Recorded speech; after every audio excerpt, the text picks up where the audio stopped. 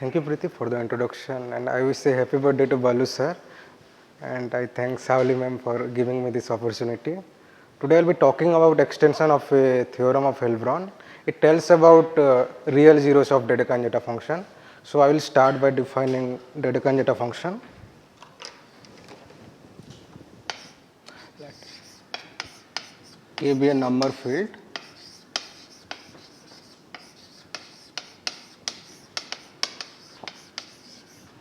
So for complex number S with real of S greater than 1, the Dhananjaya function zeta k of S is defined as summation over all non-zero ideals of OK 1 over index of I in OK to the power S. And it has every continuation to whole complex plane except for a simple pole at S equal to 1, and it satisfies the functional equation zeta k of 1 minus S is equal to a k of S times zeta k of S, where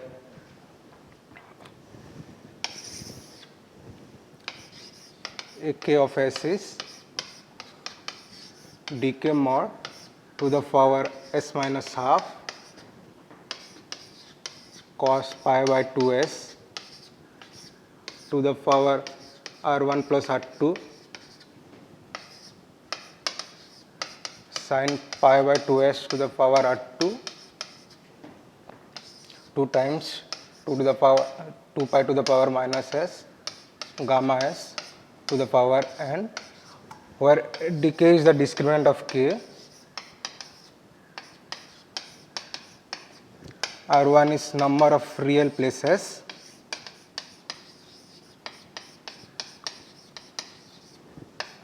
R2 is number of complex places, and n is the degree of the number field.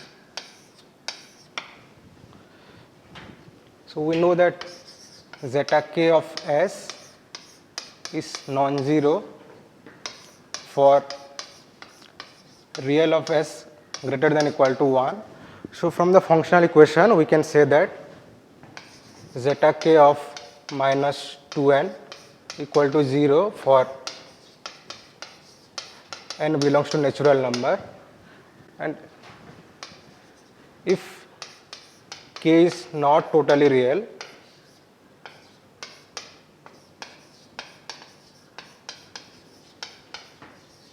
means if R2 is not equal to 0, then from the functional equation we can say that zeta k of minus n equal to 0 for n belongs to n. So these are called trivial zeros of Dhananjaya function, and zeros lying inside the critical strip. This is 0, this is half, this is 1, and the region is this is the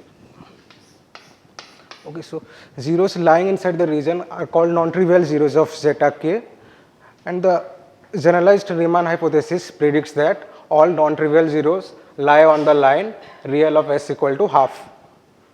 So, so by GRS, if there exists a non-trivial real zero of zeta k, it has to be half. And we know that the Riemann zeta function, it doesn't have any non-trivial real zero. So next we can ask, does there exist a number field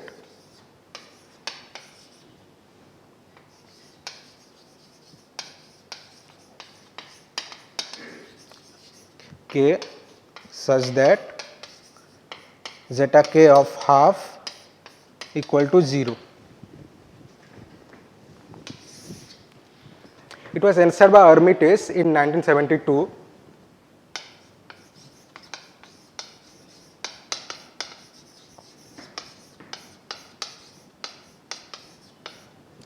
And he showed that there exists a number field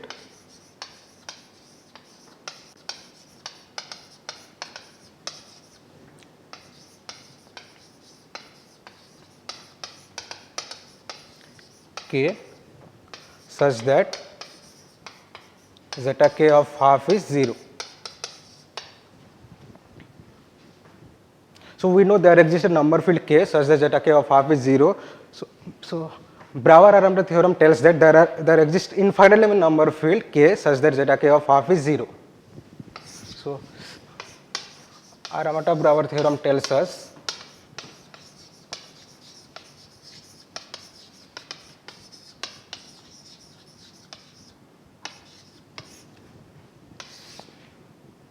let k over f be Galois extension of number field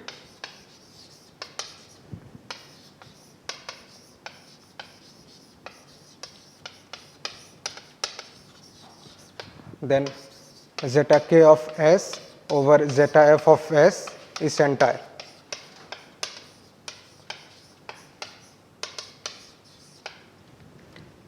This is expected to be true for any extension of number field. That's a conjecture of Dedekind, that if k over f in extension of number field, then zeta k of s over zeta f of s is entire.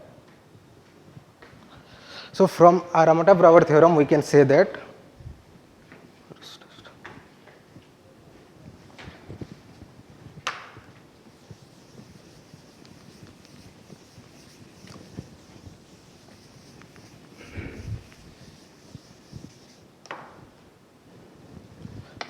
suppose we have a Galois extension of number field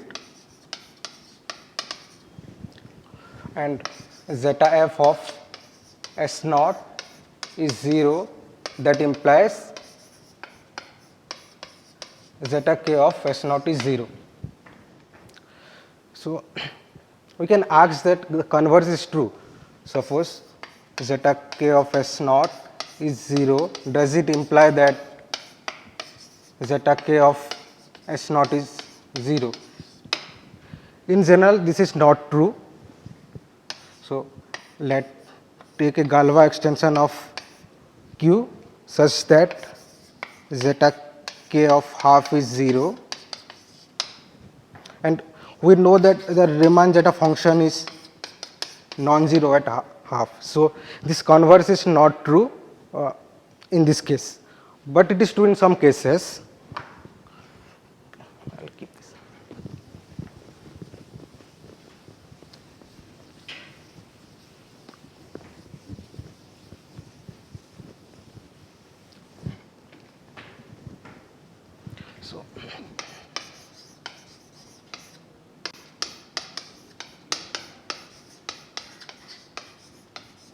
So in 1973,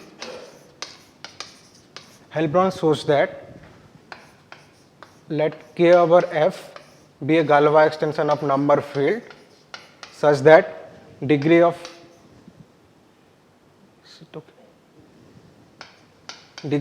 k over f is odd, and if S naught is a real simple 0 of zeta k, that implies S naught is a 0 of zeta f. And Aramt-Brouwer theorem tells us that this is a simple 0 of zeta f, because this thing is entire. So since it is simple 0 of zeta k, it has to be simple 0 of zeta f. So this converse is true when this extension, degree of extension is odd and S naught is real simple 0 of zeta k. So we can ask the same question, is it true for higher order 0? So in a recent work with my advisor Professor Sauli Gun, we have shown that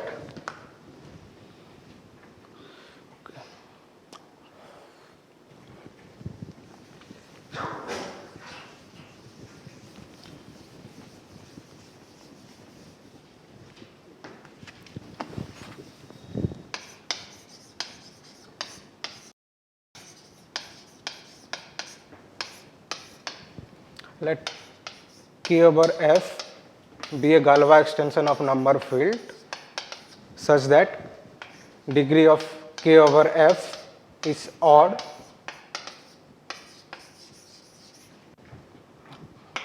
if S naught is a real odd order 0 of zeta k,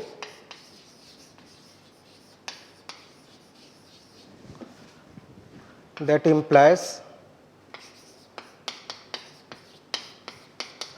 S naught is a odd order 0 of zeta f. So it might not be the same order, but the parity is same.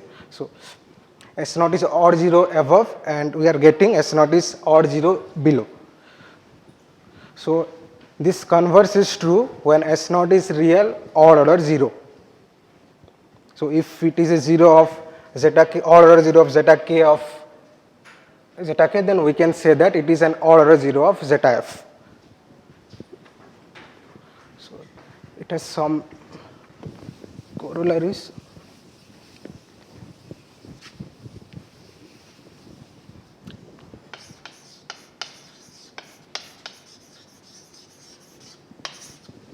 So let K over Q be a Galois extension such that degree of K over Q is odd, then any non-trivial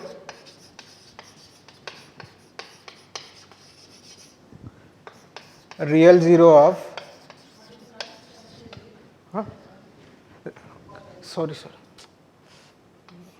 then any non-trivial real 0 of zeta k of S has even order.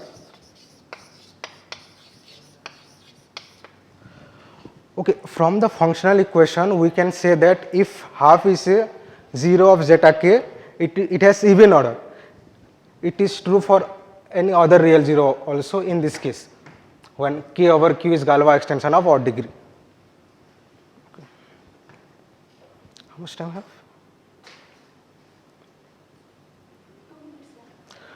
Okay. Okay. So just I will show how it is follow from functional equation that half is an even order 0. Okay.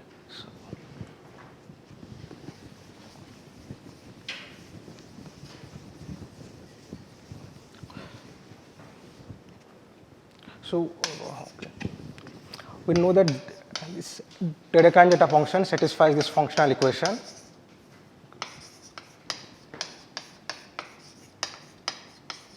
Where a k of S is written there. Suppose, okay, let M denotes the order of half. Then suppose this is odd.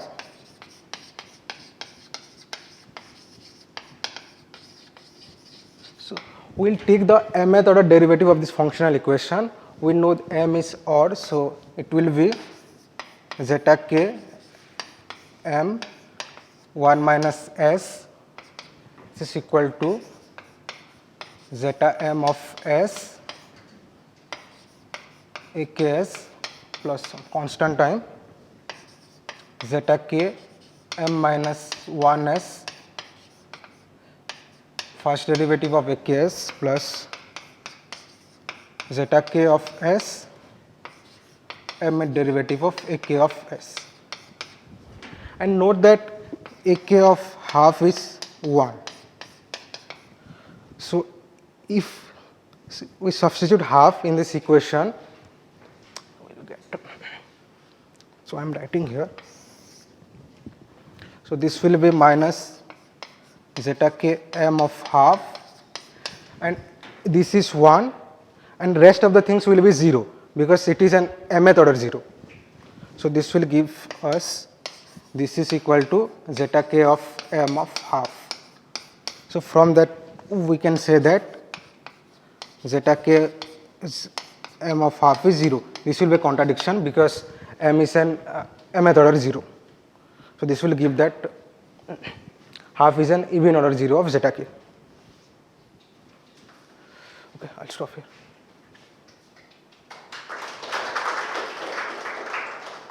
Any questions or comments?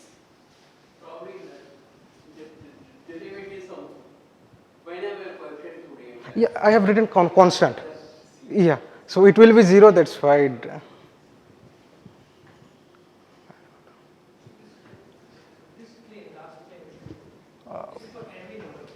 Which claim? Yeah, Galois and odd order. Odd degree, sorry. Yeah, odd, it has to be odd degree extension. Huh? What? Yeah, it follows from the theorem.